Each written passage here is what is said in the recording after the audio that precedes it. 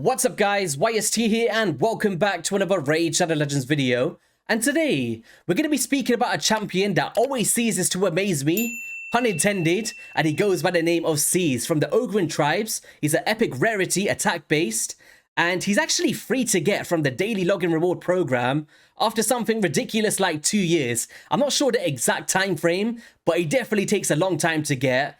And I believe that's one of the downsides of this champ, because I feel like if players got him a bit earlier, or if you happen to summon him from a shard early game, he can actually have a tremendous value for players, but we'll be breaking that all down in today's video. Firstly, I hope everyone's having an amazing day. Is this a champion that you've built up on your account? Is it somebody you've summoned early, or did you just recently acquire him from the daily reward program? So what he kind of does is, with the Snicker and Slice with those deadly weapons, attacks one enemy and places a 50% increased attack buff on this champion if this attack is critical. So making sure that you've got a 100% crit rate is definitely optimal if you don't have other champions to put the buff on him, because it's just going to amplify his damage, right? So when you talk about places such as the faction wars, if you're having an issue, or the Doom Tower for instance, he can actually be a pretty good option for there, right? On the A2 with the Knight of the Bat, he attacks one enemy 3 times and fills this champion's turn meter by 10% on each critical hit. Also places a perfect veil buff on this champion for 1 turn. So he's got a form of like perfect veil on himself, hiding himself from the enemies. He's got filling of turn meter, 3-time hitters. And he's actually got some decent multipliers. Like if I just bring it up here very briefly. Here we go. So this is the page on hellhades.com. And you can see here that he's got strong multipliers all around the board with the A1 at 3.2. He's got a 3-time hitter at an average of 1.5. So it's a bit like, yes, it's a 3-time hitter, but it's not going to blow your mind in terms of damage output.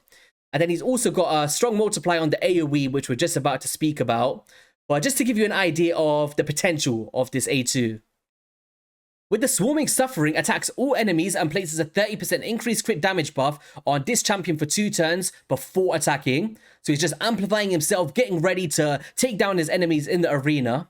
But then we'll also heal this champion by 5% of their max HP on each critical hit. So he's got a form of self-healing. But what kind of brings this all together for me is the gimme passive. Like, give it to me, Raid. He steals 15% of the turn meter from the enemy with the highest turn meter at the end of this champion's turn. This effect cannot be resisted. Now, this is where I said that as a progression champion, let's just say you're going through the Fire Knight, you're going through whatever place that you need turn meter effects. Non-resistible means you do not need accuracy, and the problem with multiple nukers that bring in these effects, it's very hard to get that balance right of accuracy for debuffs or turn meter manipulation, whilst also trying to optimize their damage potential. But of course, against content such as the Dark Fae, for instance, or the endgame stages of the Fire Knight, where it's all cut by 50% of the turn meter reduction you could put on a boss, it will only be like a 7.5% value. But just being able to take a turn and do this every single time on 0 cooldown makes him a great filler champion for the waves or for the boss itself for some DPS. So the synergy around it all is like increased attack, amplifying his damage, increased crit damage, he's putting on himself, he's doing AoE skills, he's doing 3-time hitters to crack the shield of the Fire Knight or whatever that may be. He's doing perfect veil on himself that can actually do some determination of who gets stolen in the Dark Fae. And also the gimme passive to steal the turn meter. So overall as an epic, I think he's a pretty decent option out there for players. But what I've chosen to do today is put some of my best gear on him. I'm talking savage, I'm talking some decent speed and crit damage, and I want to see his full potential, as I've had him built on my account for the longest time ever, and I just never got around to doing this guide, and my Baron, he's missing his gear, so we're going to do it today. But what I've chose to do is go for like crit rate, crit damage, attack percent. We're trying to amplify all of those stats. We've got crit damage on the gauntlets, attack percent on the chest plate, attack percent on the boots. We've gone for attack here, crit damage, and attack again. Now, of course, if you're more early to mid-game or you don't want to invest your best gear onto this champion, definitely not like me. You're probably not going to want to do that. But you could just go speed boots or try and just use this turn meter reduction and it might become useful in your account, or put crit rate gauntlets on and try and get the stats in the substats. Like, there's many ways you can build your Ceez as just a fun option for your roster. Masteries. We've gone for the offense tree. We're going down to the Helm Smasher, we're trying to ignore some defense for the arena and the defensive tree. And yeah, you don't really need the support tree because he doesn't need accuracy for his debuffs, right? Overall stats, we've gone for 180 speed, almost 300% crit damage, 100% crit rate, and no accuracy, no resistance, and a lot of attack here. So beast mode Ceez, let's take on some content. So the first place I'm going to go into is the Dark Fae. I'm still climbing, unfortunately, so I can't do the higher floors. But if you do want to see a guide of him on 120, I did put it in a recent video. And let's just switch up this team here. So we're going to take out the second Allure. Let's take her out. Let's put Ceez in. Where is he? Boom. Now what we're going to do is on round 2, we're going to block off the AoE. And then here we're going to do it as a opener. But we're not going to use it again. And then we're going to do this as a first priority. And then this one just whatever it wants to be. Because what this is going to do is we're going to have so much single target damage on the boss. But we're also going to kill the mirror copy of ourselves. And I really do believe that he was made kind of for the Dark Fae. You'll see it in this run. Let's get into this. So let's just get through the waves here. Boom. Ceez is going to come through the nuke. And nice. Like 55,000 damage around the board. Shout out to Munated at the top there. He got himself a Lady Kimmy. I was actually trying to get it myself. But you guys can see that in my previous video. I'm not sure if it went too well or if it went too right. You guys can be the judge. So we're going through here. And this will actually work for stage 120. Like I mentioned before. I showcased it on the channel already. Alright, here we go. And boom. So the way that we've got it set up is we're going to do turn meter reduction with Lysandra. Take that down. We're going to play some drop defense on our enemies. We can do some max HP, which is fine. But what you could do is have Ceez in the fastest position there. You would actually kill all of the enemies. You'll gain full turn meter control. And then boom, you'll be straight into the fight. So look at this. Every single time he takes a turn meter reduction. He wants to take another turn meter reduction, and he just makes a good damage dealer for the mirror copies and also for the mitigation of turn meter and increased attack as well. He's going to be amplifying damage. I think he's a really good option. Like usually I'd have my Royal Guard slower than him, so he'll be going first, taking them out, and then he'll go straight everything else onto the boss. But there's many ways you can use that, right? So let's just get through here just to see his damage potential. And I'm actually going to go in for a round 2 to showcase how you can utilize his skill set to determine who is going to get stolen. Because with the Dark Fae, if anyone wasn't aware, that she will actually steal the champion with the highest attack from the banished options. But you can manipulate it with Perfect Veil. So we're almost done here. 3, 2, 1, and boom. So he came through with the highest damage out of Royal Guard and Cold Heart with 835,000, which is pretty substantial here. So we've just come up against the boss, and we're going to do the exact same thing. We're going to reduce the turn meter. We're going to try and kill our mirror copies. This time I'm actually going to A1 with Royal Guard. Let's just, I don't know, try kill the Ceez. So boom. We're going to come through the AoE. And nice. But what I'm going to do here is I'm not actually going to reduce the turn meter. Actually, I have to here. Let me just reduce it a little bit. Reduce it again. All right, we should be able to grant a turn now. So we're going to go boom, boom, boom with the Knight at the bat, Perfect Veil, and it will actually steal the lead position because when a target is under Veil, for anyone that wasn't aware, although that he would have got stolen having the highest attack in my composition, so if I didn't let him put the Veil on, he would have got stolen there. He's actually going to go for your lead position instead. So for any players that are struggling in, oh my god, my damage dealer got stolen, he's nuking me back, it's a terrible situation, you can actually utilize his A2 for players that have semi-control over the Dark Fae, and then whoever you put in your lead position is going to be the next in line. So I feel like for players progressing in the Dark Fae and struggling to kill their nuker, for instance, and they might be cutting in and killing yourself, you can maybe put someone that doesn't amplify damage, so you've got extra time to kill them off, and they're not going to destroy your team.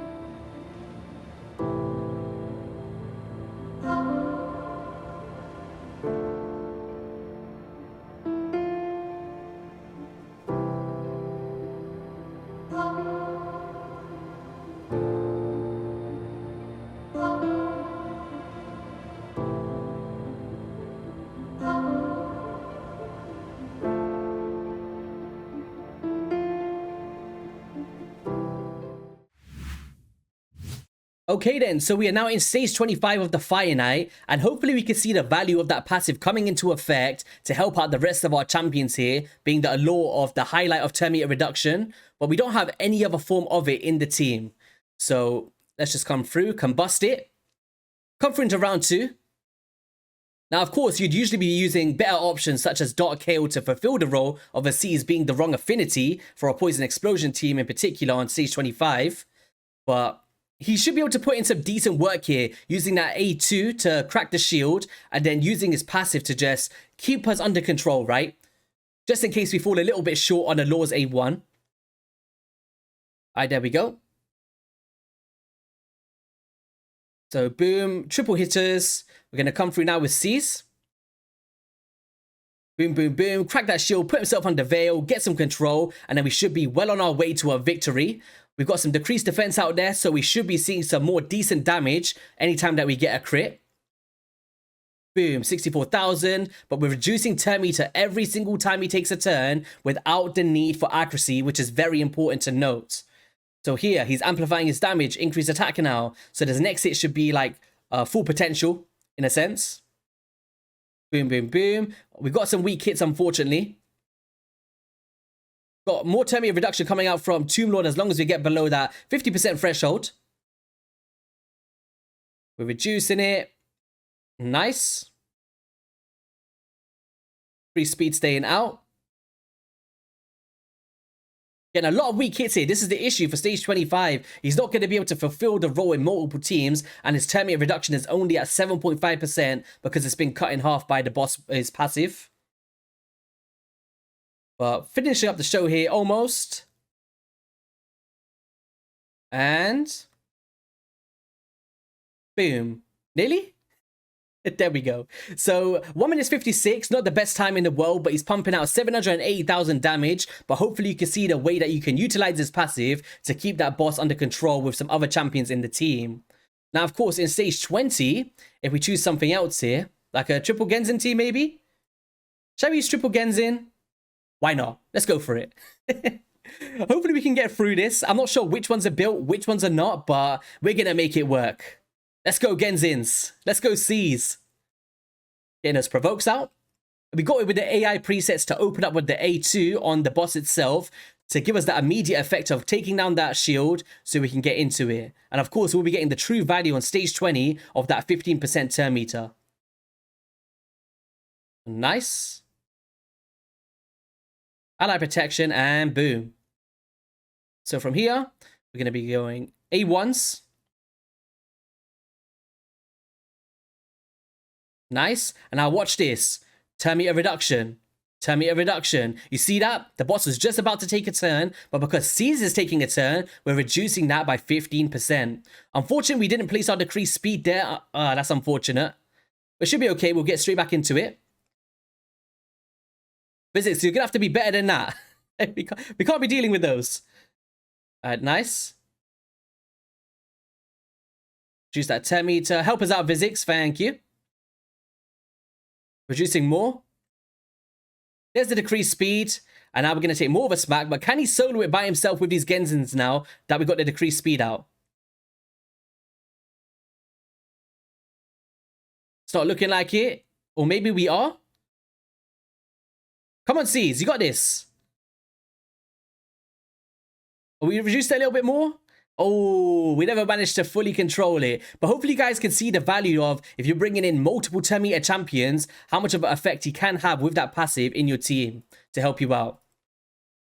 So let's just cool that off there.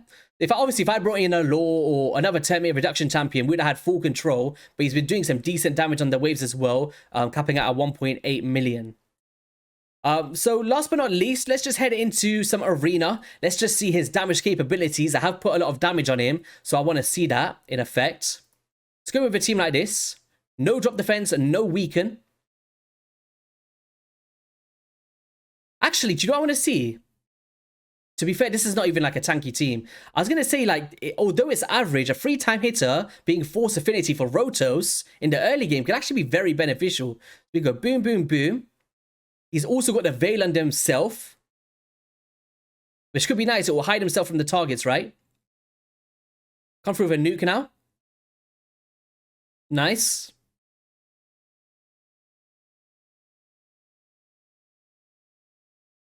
And boom. So we came through there, 114,000 damage. Let's try find a team that's probably a little bit more endgame than that one.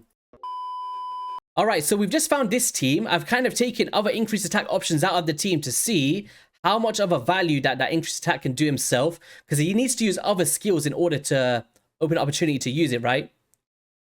So let's just keep her under control. Well, we couldn't do that with the thing, unfortunately.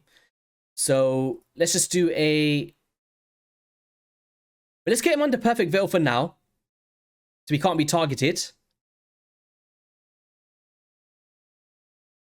Nice. Yeah, reset. Reduce the 10 meters of some enemies. We'll save this skill for now. Let's get some more Hex on, but it's going to keep getting sent over. Let's just go for a nuke with no drop defense and weaken. Alright, so we did some decent damage there. Reduce it again. Reset the cooldowns. Sleep them. So we've got increased crit damage on now. Let's try to get an increased attack on.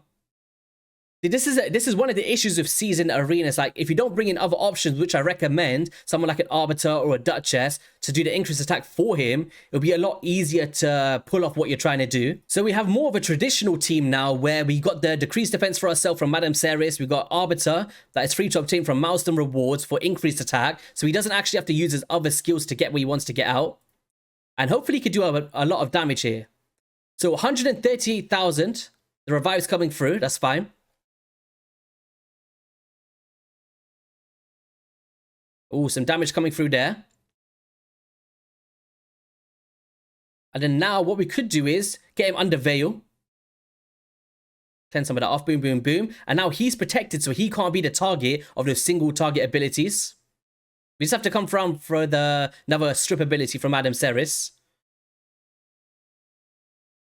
A1's coming through. Now he's got increased attack as well.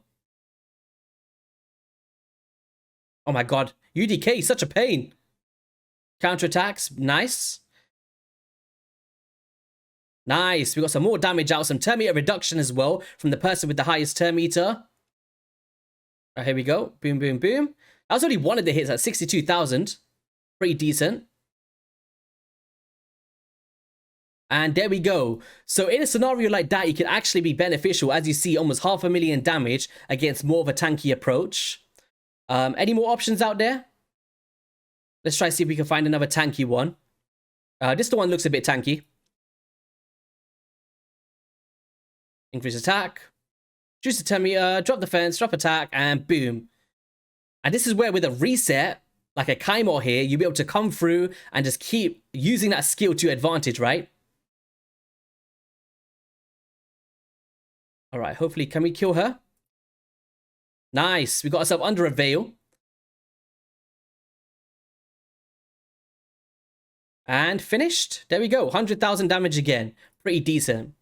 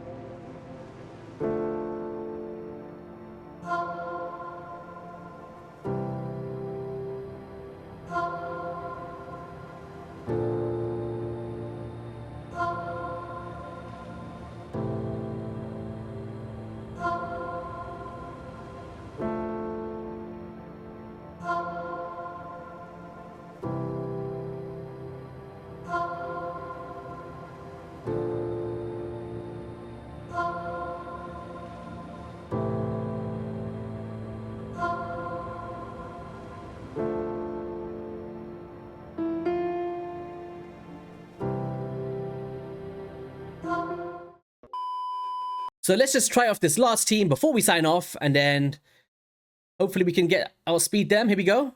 Ooh, nice. And boom. Lots of damage coming out around the board, and 190,000 damage from that AoE. But yeah, guys, that is going to be all for today's video. If you guys did enjoy it, be sure to hit that like and subscribe button. Let me know your thoughts on Ceez. I think he's a middle-of-the-road champion that can have some niche uses for like the faction wars, the Dark Fae, finite progression, and putting him early, I feel like you'd see a value. But when it comes to more endgame, I feel like you probably got better options out there. But he could just be a fun one to build if you fancy building up a new epic champion for sure. Have an amazing rest of your day, and I'll catch you guys in a video soon. Peace.